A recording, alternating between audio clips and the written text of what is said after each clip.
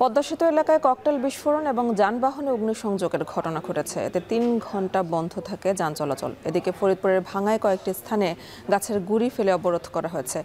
এ নিয়ে বিস্তারিত জানাতে পদ্মা সেতুর এক্সপ্রেসওয়ে থেকে যুক্ত আছেন সহকর্মী কাজী মনিরুজ্জামান এবং গাজীপুর থেকে যুক্ত আছেন সহকর্মী ইফতেখার রায়হান। শুরুতে চলে যাব মনিরের কাছে। মনির, এই মুহূর্তে পদ্মা সেতু এলাকা যান চলাচল পরিস্থিতি কেমন দেখছেন, বিস্তারিত জানাবেন।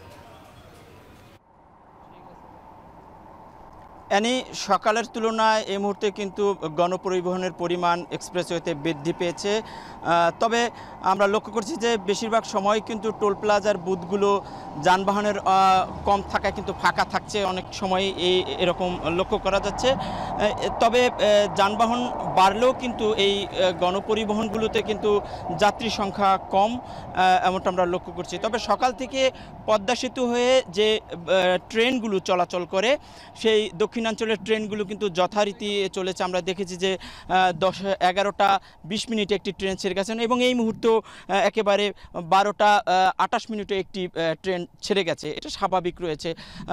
পদ্মা সেতুর পাশে স্থানীয়দের জন্য যে বাইপাস সড়ক রয়েছে সেই সড়কেও কিন্তু সকাল থেকে যে আতঙ্কের কারণে কিন্তু স্থানীয় যানবাহনও কম ছিল, ধীরে ধীরে কিন্তু সেই যানবাহনগুলো বাড়ছে। তবে মানুষের মাঝে আতঙ্ক কিন্তু কাটেনি।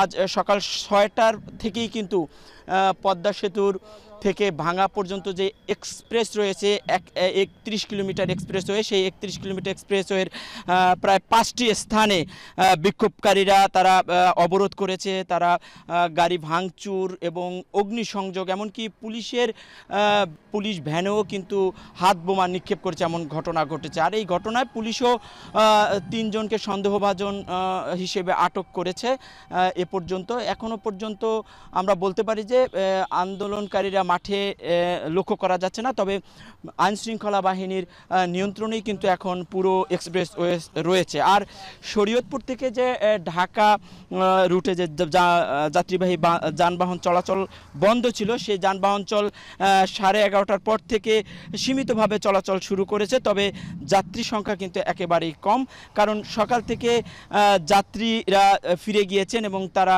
জানেন যে আজকে যানবাহন চলাচল বন্ধ রয়েছে। এ কারণে যাত্রী চলাচল বন্ধ রয়েছে। 2-1টি যানবাহন ছেড়ে গেছে, তবে সেগুলিতে একেবারেই যান চলাচল কম। আইনশৃঙ্খলা রক্ষাকারী বাহিনীর সদস্যরা বলছেন যে ধীরে ধীরে এই এক্সপ্রেসওয়ের স্বাভাবিক হতে শুরু করেছে এবং এরপরে পুরোপুরি স্বাভাবিক হয়ে যাবে। মহাসড়কের আরও খবর জানাতে এবার চলে যাব গাজীপুরে ইফতেখারের কাছে। ইফতেখার, আপনি জানেন যে কাল বেশ কিছু বাসে আগুনের ঘটনা ঘটেছিল, এর ফলে সড়কে যান চলাচলে প্রভাব পড়েছে কিনা জানাবেন। মানবতা বিরোধী অপরাধের মামলায় শেখ হাসিনার বিরুদ্ধে আজকে যে রায়ের তারিখ ঘোষণা কেন্দ্র করে আওয়ামী লীগের যে লকডাউন কর্মসূচি ঘোষণা করা হয়েছিল তার রেসে দেখেছি আমরা গতকালকে কিন্তু গাজীপুরে একসঙ্গে এক রাতের ব্যবধানে কিন্তু 3টি যাত্রীবাহী বাসে আগুন দেওয়ার ঘটনা ঘটে এবং এই ঘটনার পরপরই কিন্তু আমরা দেখেছি যে গাজীপুরে কিন্তু আইন শৃঙ্খলা বাহিনীর যে তথ্য হয়েছে এবং সার্বিক নিরাপত্তা যে জোরদারের বিষয়টি সেটি কিন্তু আমরা কিন্তু আজকেও দেখতে পাচ্ছি। সকাল থেকে আমরা দেখছিলাম যে সড়ক মহাসড়কের বিভিন্ন স্থানে গুরুত্বপূর্ণ স্থানে কিন্তু পুলিশের চেকপোস্ট তল্লাশি চলছে, পাশাপাশি যানবাহনগুলো দেখা মাত্র কিন্তু সেখানে তল্লাশি চালানো হচ্ছে। এবং এরপরে কিন্তু আমরা দেখছিলাম যে এই গাজীপুরের যে ঢাকা ময়মনসিংহ মহাসড়কের বিভিন্ন স্থানে যে বিএনপি এবং যে অঙ্গ সহযোগী সংগঠনের নেতাকর্মীরা রয়েছে তারা কিন্তু সতর্ক অবস্থানে রয়েছেন এবং যে কোনো ধরনের কিন্তু তারা কিন্তু তৎপর রয়েছেন।